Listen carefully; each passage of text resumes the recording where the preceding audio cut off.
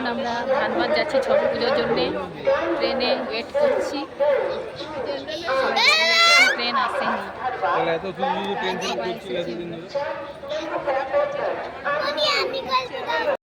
ট্রেনে বসে গেলাম, প্রচুর ভিড় ট্রেনটাতে। দেখুন কত ভিড়, সিট পাওয়া যাচ্ছিল না।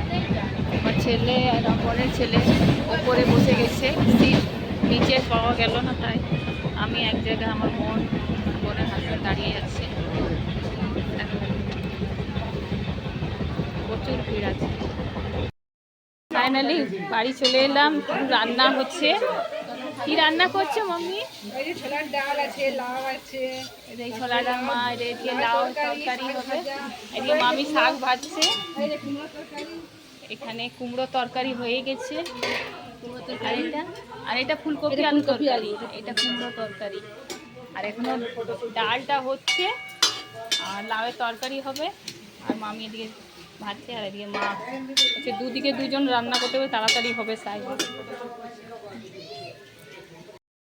হলো প্রথমে বড় মাসি খাপে যে উপোস করে থাকে, দেখুন খেতে বসে গেল। তারপরে আমরা সবাই ঠাকুরকে একটু দিয়ে করে তারপরে মাসি খাই বসে।